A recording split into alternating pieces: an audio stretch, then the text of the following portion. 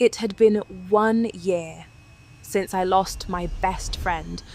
1 year since Gina stopped answering my calls. 1 year since the silence between us became normal. And in that 1 year, my life changed again. Bigger deals, more followers, more opportunities. I traveled. I met celebrities. I walked into rooms I used to pray about. But every win felt incomplete because the one person who started this journey with me wasn't there to see it. The day everything changed again was the biggest day of my career.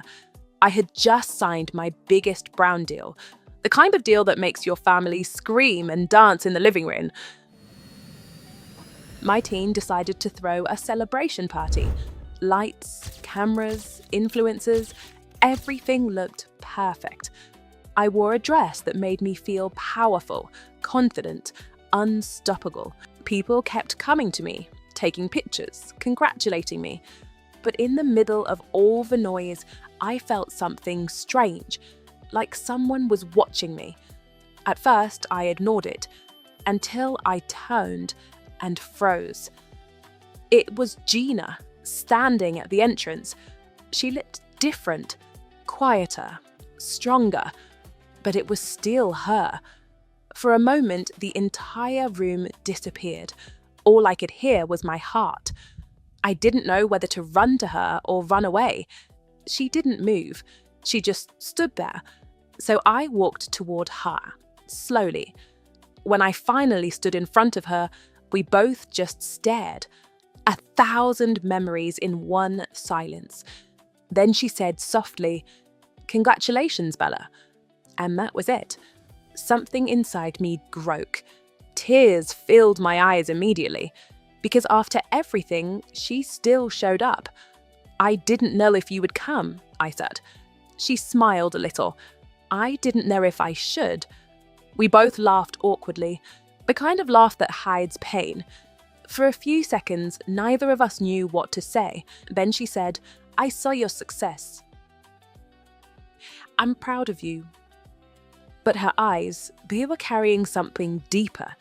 So I asked the question I had been holding for 1 year. "Why didn't you ever call me back?" She lit down, and for the first time, I saw the hurt I had caused.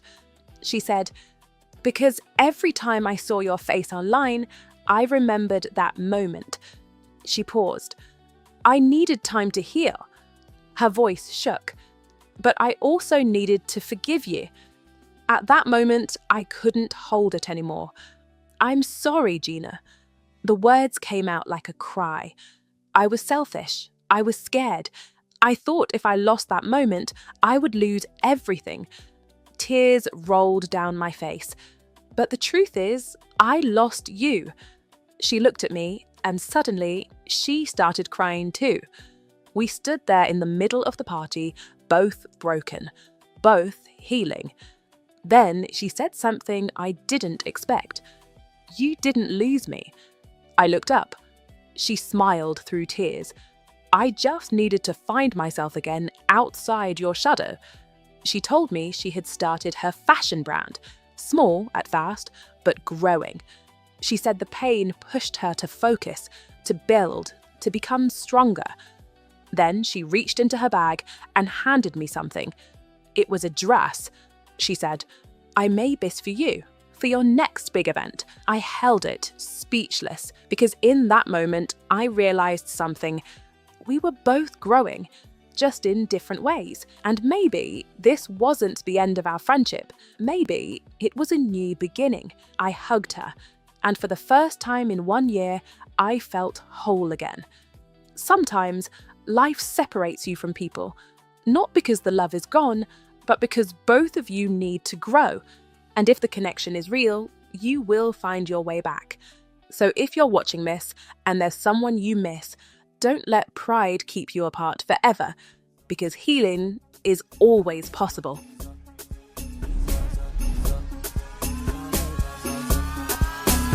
Asa